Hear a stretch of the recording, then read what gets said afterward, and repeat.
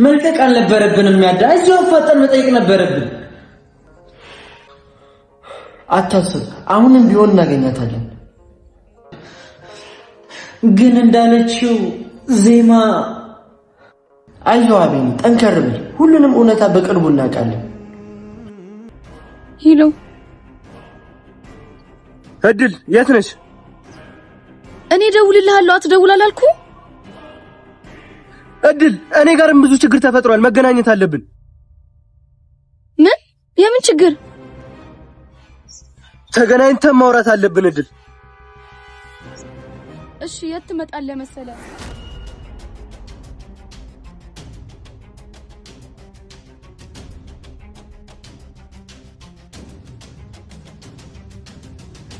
መጣው።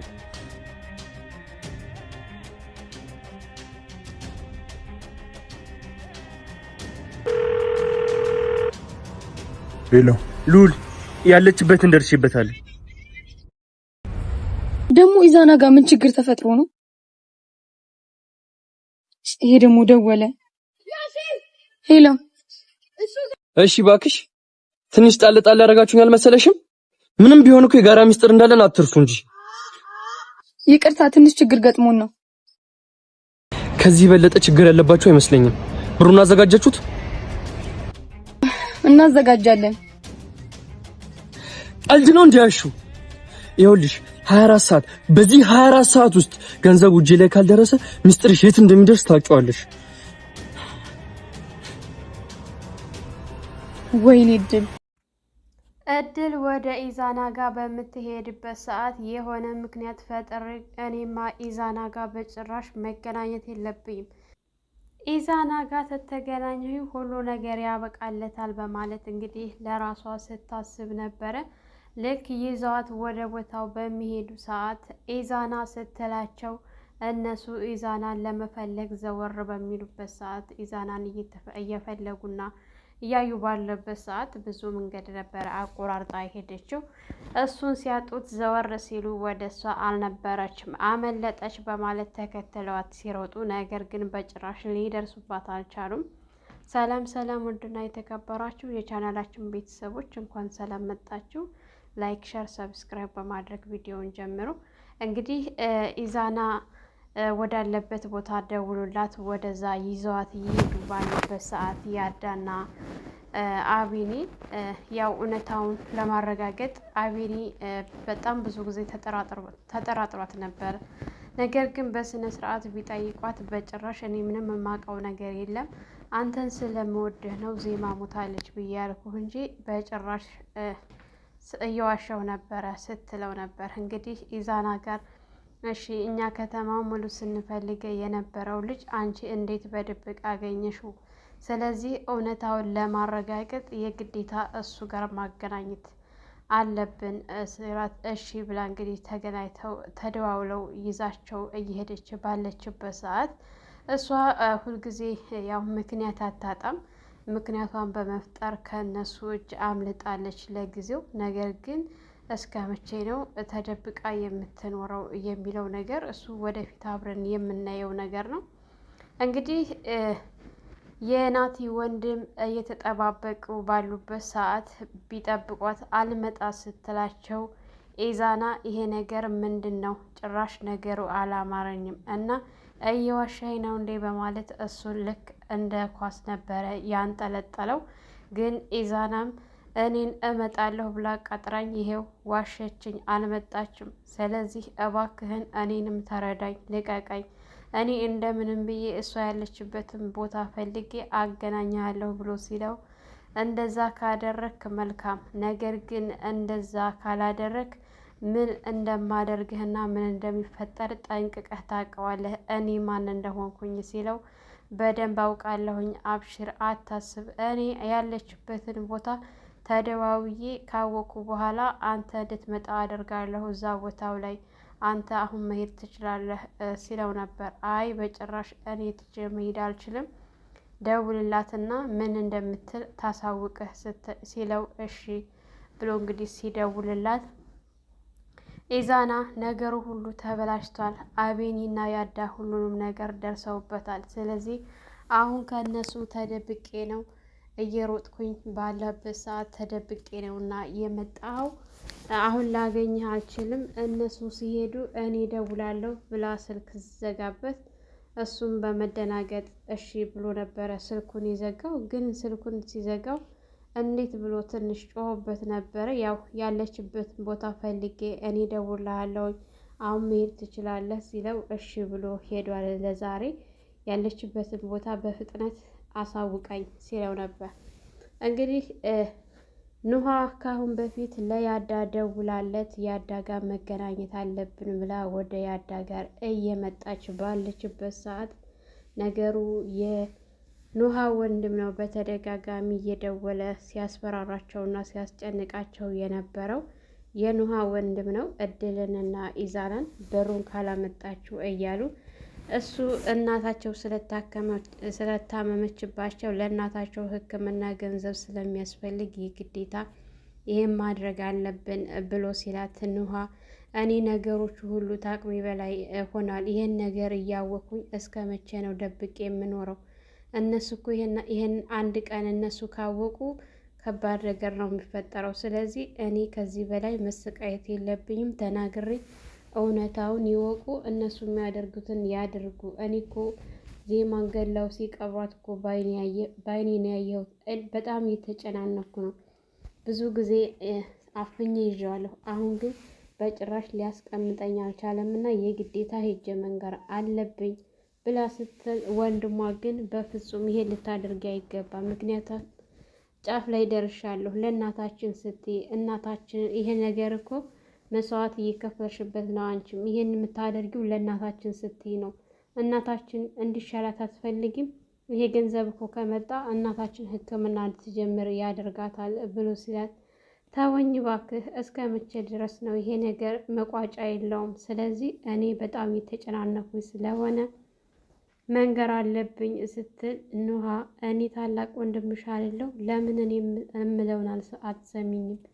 ታያለሽ፣ ይሄን ነገር በ24 ሰዓት ውስጥ እቋጨዋለሁ። በጣም ጫፍ ላይ ደርሻለሁ እና እኔ አስተካክለዋለሁ። አሁን አንቺ ነገሩ እንዳታበላሽ ወደ ቤት መመለስ አለብሽ ለእናታችን ስትይ ብሎ ሲላት በእናታችን ስም አትነግድ፣ እስከ መቼ ነው እንደዚህ ተደብቆ የሚቀረው ብላ ስትለው እንግዲህ ለምኑ ወደ ቤት እንድትመለስ አድርጓታል። አቤኔና ያዳ ሩጠው ሊደርሱባት አልቻሉም። እነሱ ሲሮጡ እሷ ግን መደበቂያ ቦታ አግኝታ ተደብቃቸው አልፈዋታል። ያው የተደበቀችበት ቦታ በጭራሽ ሊያስታውቅ አይችልም፣ አይጠረጠሩም። እነሱ መንገዱን ነበረ ያዩ የነበረው። ዞሮም ያው አቤኔ በጣም ተናዷል። ምክንያቱም ይኸውልህ እኔ መጀመሪያውንም የዜማ መጥፋት ላይ እንዳለችበት በጣም እርግጠኛ ነበርኩኝ። ይቺ ልጅ መልቀቅ የለብንም ነበረ። እዛው ቤት ሆነን እኮ አናዘናት በሆነ አታመልጥም ነበር አየሃት ብሎ ሲለው እንግዲህ አቤኔ ያዳ አዎ ልክ ነህ፣ የዜማ ላይማ እጇ ቢኖርበት ነው እንጂ እንደዚህ የሆነችው እጇ ባይኖርበት ምንም አይነት ስራ ባትሰራ ኖሮ ከኛ ለመደበቅና ከኛ ለመሸሽ ባልሞከረች ነበር። እስከ መቼ ነው ተደብቃ የምትኖረው? እናገኛታለን፣ አብሽር ብቻ አንተ ተረጋጋ ብሎ ሲያረጋጋው ነበር። ግን አቤኔ እውነት እድል እንዳለችው ብሎ ሲል እንዳጨርሰው በጭራሽ አይሆንም፣ ሊሆን አይችልም፣ ዜማን በህይወት ነው የምናገኛት ብሎ ሲል እሺ መልካም ጓደኛዬ እንዳፈ ያድርግልኝ ነበር ያለው። ያው ያዳ በነገሩ ቢናደድም ቢበሳጭም ጓደኛውን አቤኔን እንደምንም ወደ ራሱ እንዲመለስና እንዲረጋጋ አድርጎ ወደ ቤት ይዞት ሄዶ ነበረ። ቤቱ ነው እንግዲህ በጣም ሲበሳጭና ሲናደድ መልቀቅ አልነበረብንም፣ እንዴት ነው የምናገኛት እያሉ እየተወያዩ ይገኛሉ። የናቲ ወንድም ለኢዛና ከባድ ማስጠንቀቂያ ሰጥቶ ስለሄደ ኢዛና እድል ይህ ነገር መቼም ሊሆን አይችልም። አሁን አንቺን ተወጣውሽ ብዬ ስጨራሽ ሌላ ሀሳብ እንዴት ነው አቤኔና ያዳ ሊያውቁ የቻሉት ይህንን ነገር? ዞሮ ግን እኔ ሳይቀድሙ መቅደም አለብኝ፣ አንቺን አሳልፌ መስጠት ይኖርብኛል ብሎ ሲል አለችበት ቦታ ያው ተደብቃ ባለችበት ሰዓት ሲደውልላት አንተ ጀነስ እኔ ካልደወልኩ እንዳትደውል አላልኩም ነበር እንዴ ብላ ስትለው እድሏ በጣም ከባድ ነገር ተፈጥሯል እዚህ፣ ስለዚህ የግዴታ ልንገናኝ ይገባል ብሎ ሲላት እንደምንም ብላ ያለችበትን ቦታ አሳውቀው ወደዛ ቦታ እንድትመጣ ብላ ስልክ ዘግታበት ነበረ። ያው እሷ ብዙ ጊዜ ሰዎችን ስለማታምናቸው ቆይ አሁን ደግሞ ኢዛና ጋር ምን አይነት ችግር ነው የተፈጠረው እያለች ከራሷ ጋር እያወራችና እየተማከረች ነበረ። ኢዛና እንግዲህ ለናቲ ወንድም ደውሎ እድል ያለችበትን ቦታ አውቄያለሁኝና እዚህ ቦታ ናት ብሎ ለሱም ደውሎ ነግሮታል። ይሄን በጣም ጥሩ ነው፣ አለህበት ጠብቀኝ እመጣለሁኝ ነበር ያለው። እድል ያው ይሄን ነገር እያሰበችበት ባለበት ሰዓት የኑሃ ወንድም ያው ገንዘቡን ማግኘት ስላለበት ደውሎላት ነበረ። ቆይ ግን ዝም ስልሽ የናቅሽኝ አልመሰለሽም እንዴ? እኔ ጋር እኮ ምን አይነት ምስጢር እንዳለ ታውቂያለሽ። አንድ ስልክ እኮ በቂ ነው ሁሉን ነገር ለማበላሸት።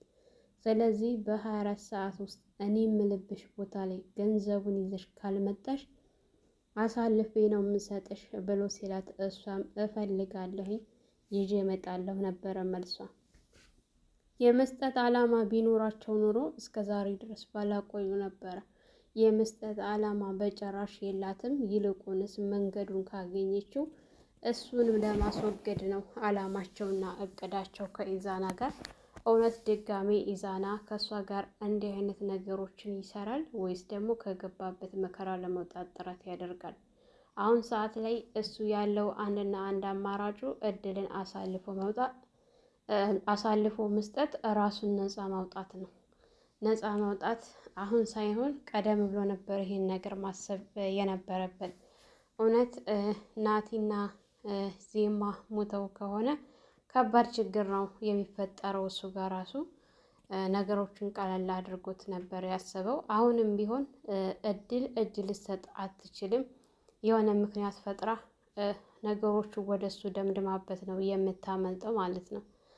ብዙ ጊዜ ከእንዲህ አይነት ነገር በጣም ነው የሚሳካላት እና እሷ ኢዛና በጣም ትልቅ ጥፋት ነው ያጠፋው። አሁን ነገሮች ሁሉ ወደ እሱ እንዲደመደም ነው የምታደርገው እድል። አቤኔና ያዳ ቤት ውስጥ ከተመለሱ በኋላ ስለ እድልና እንዴት ይህንን ልታደርግ ቻለች፣ ግን እኛ ጋር አብራ በልታ ጠጥታ ሁሉን ምስጢራችንን የምታውቅ እንዴት ይህን ልትሰራ ትችላለች በማለት ዛሬ ሰውን ማመን ጓደኛ ብለን ያልነው ይህን ያክል ነው እንዴ በማለት በጣም በቃ ሁለታቸውም ተናደውና ተበሳጭተው ነው እየተቀመጡ ያሉት። ያው በዚህን ያክል እያመኗት እንዴት እንደዚህ ጉድ ትሰራናለች የሚለው ነገር በጣም ነው የከበዳቸው ለሁለታቸው። ኑሃ ከወንድሟ ጋር ከተነጋገረች በኋላ ወንድሟ እንግዲህ እንዳላት እሷን ነገሮችን ልቋጭ ትንሽ ነው የቀረኝና እባክሽን ተረጋጊ ብሎ ስላላት እሷም ያላት አንድና አንድ አማራጭ ምንድነው ወደ ቤት መግባት፣ ያዳን ማግኘቱን ነገር ሰርዘዋለች። እሱም እድል ስለጠፋቻቸው ደውሎ እንኳን አልጠየቃትም። ምክንያቱም ቢጠይቃት እሷ አያስችላትም። በጣም ሰልችታ ካቅም በላይ አንድ ነገር የሆነ ከባድ ወንጀል ስናይ ደብቀን ለመያዝ በጣም ነው የሚከብደንና ኑሃ እውነቷን ነው። ከዚህ በላይ ደብቆ ማቆየት በጣም ከባድ ነው የሚሆንባት። ሰላም ሰላም፣ ውድና የተከበራችሁ የቻናላችን ቤተሰቦች እንኳን ሰላም መጣችሁ። ላይክ፣ ሸር፣ ሰብስክራይብ እያደረጋችሁ ቤተሰብ ሁኑ። ለነኢማ ቤት አዲስ የሆናችሁ የደውል ምልክት እያጠቆራችሁ በያላችሁበት ፈጣሪ ይጠብቃችሁ፣ ሀገራችንን ሰላም ያድርግልን። ዞሮ መግቢያችን መመልሻችን ሀገራችን ነውና መልካም ቆይታ ይሆንላችሁ።